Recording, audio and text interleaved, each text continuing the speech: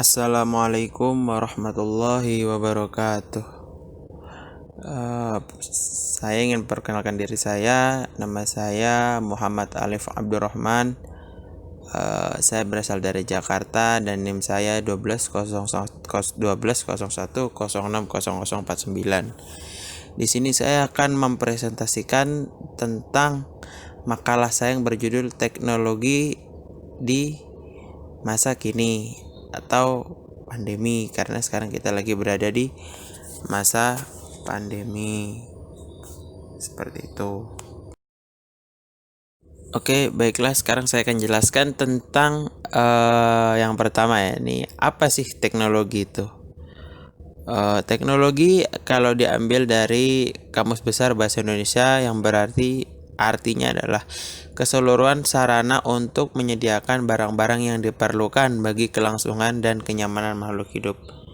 Jadi apapun jenisnya, bagaimanapun bentuknya yang diciptakan oleh manusia dan itu bertujuan untuk mempermudah dan memberi sarana bagi makhluk hidup, itu disebut dengan teknologi. Apapun bentuknya dan bagaimanapun bentuknya.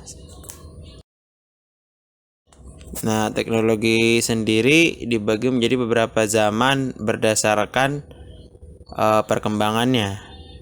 Yang pertama ya, ini ada di zaman teknologi zaman prasejarah.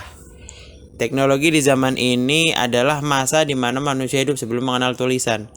Jadi ketika masa ini manusia itu mereka hidup belum mengenal yang namanya tulisan. Nah, tapi di zaman teknologi prasejarah ini, teknologi sudah ada, di mana api adalah salah satu dari penemuan teknologi pertama pada zaman ini.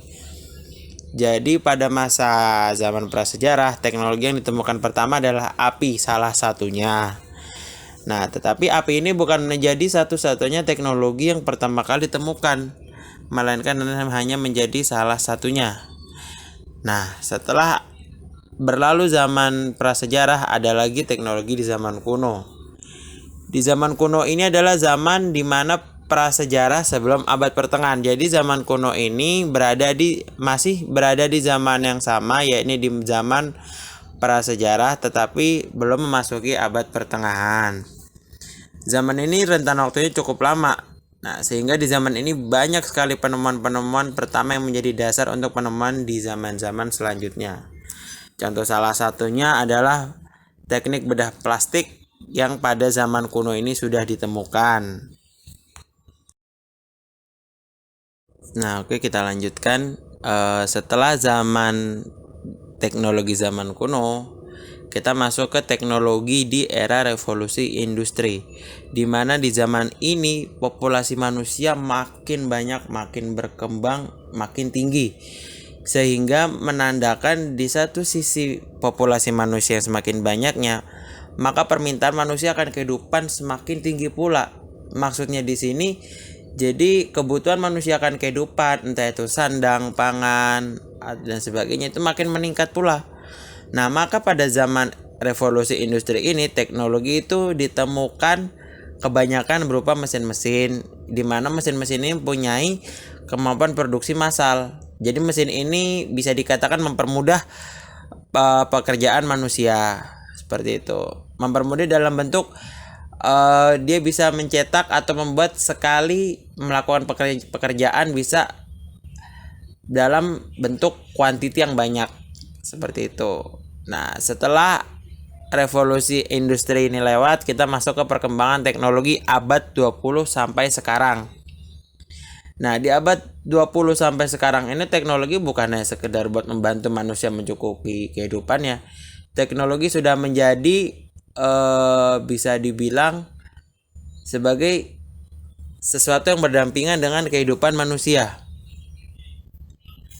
Contohnya seperti mobil. Saya ambil misal di sini seperti mobil. Mobil pada awal penciptaannya digunakan untuk mempermudah bepergian manusia dari satu tempat ke tempat lain, mempercepat jarak atau mempercepat waktu yang dibutuhkan manusia untuk bepergian. Itu awal penciptaan teknologi. Tapi sekarang seperti yang kita ketahui, teknologi mobil bukan hanya diciptakan seperti itu. Mobil sekarang sudah menjadi indikator status sosial seseorang. Semakin bagus mobil, maka semakin tinggi pula status sosial seseorang itu di mata masyarakat. Nah, seperti itulah teknologi.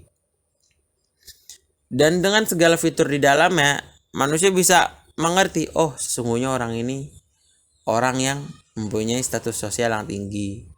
Jadi teknologi di zaman ini bukan hanya sekedar untuk mempermudah, tapi untuk memanjakan manusia. Itu.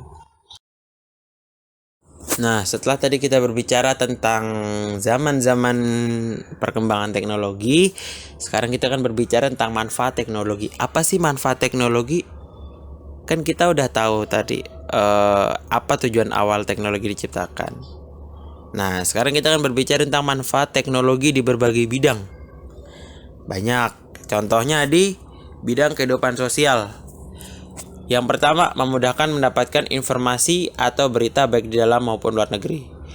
Nah, di poin pertama ini, kita bisa mendapatkan berita dimanapun dan kapanpun, hanya dengan jari kita. Kalau kita sekarang memegang gadget handphone, dengan handphone kita bisa mendapatkan berbagai dari manapun, di bagaimanapun kehidupan, di bagaimanapun situasinya, di tempat manapun tempatnya. Kita bisa mendapatkan berita dengan hanya sekali sentuh.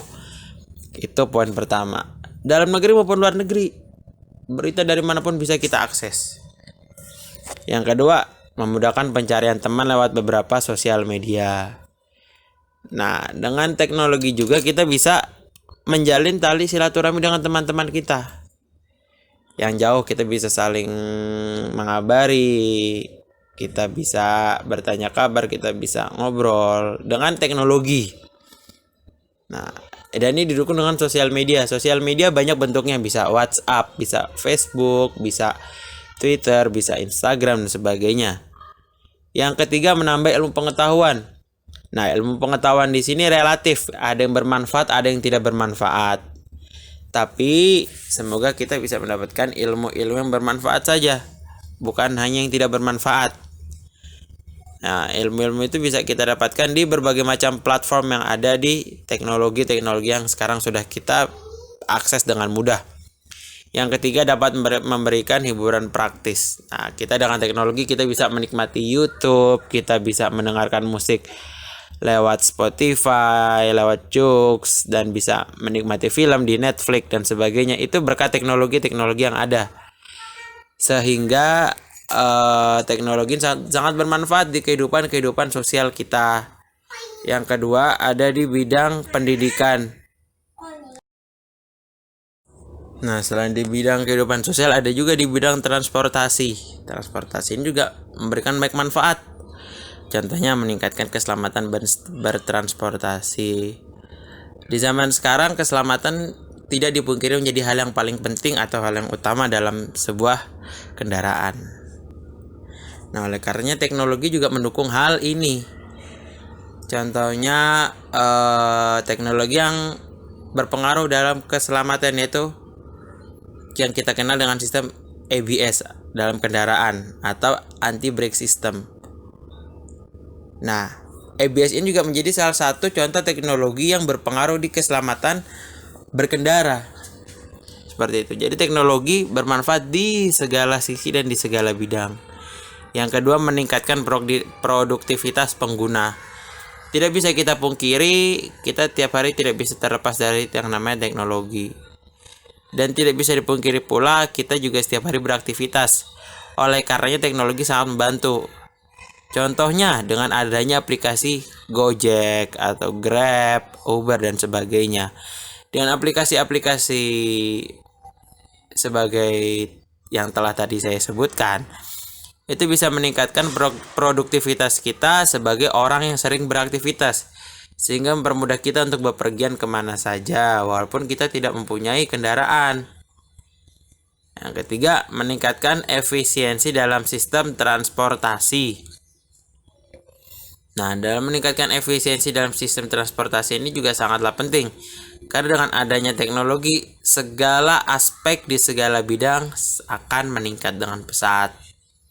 Ada juga di bidang pangan. Di bidang pangan yakni mencukupi kebutuhan pangan, meningkatkan kreativitas para produsen. Jadi bisa memberikan ide-ide terbaru bagi para produsen, mengawetkan hasil pangan dan meningkatkan nutrisi panganan yang ada. Seperti itu.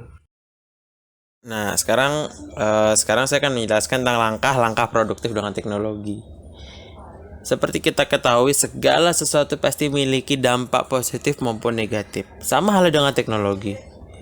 Di samping memiliki banyak dampak positif yang begitu banyak, membantu meringankan pekerjaan manusia dan sebagainya, efek negatifnya pun banyak. Lalu sekarang bagaimana dengan kita? Nah, tentunya kita sebagai pengguna teknologi yang bijak harus bisa memaksimalkan teknologi yang ada dengan sebaik mungkin dan seefisien mungkin. Seperti itu. Mungkin di masa pandemi ini, jika kita ingin berkumpul atau melakukan pertemuan dengan teman-teman kita bisa pakai fitur video call yang ada di aplikasi WhatsApp. Atau jika kita ingin meeting dan bahas hal-hal penting lainnya bersama rekan kerja kita bisa pakai aplikasi Zoom ataupun Google Meet. Nah, apapun masalahnya, teknologi akan selalu membantu untuk menyelesaikannya.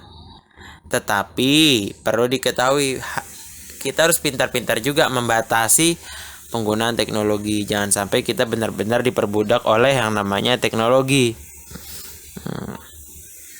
Sekarang tinggal bagaimana kita mengambil tindakan untuk menyelesaikan masalah yang ada di masa-masa seperti ini, di masa-masa pandemi seperti ini. Apakah kita ingin menjadi seseorang hanya diam meratapi keadaan tanpa melakukan apapun, atau kita ingin menjadi seorang yang tetap produktif dengan melakukan hal-hal yang positif? Semuanya ada di tangan kita. Seperti itu, teman-teman.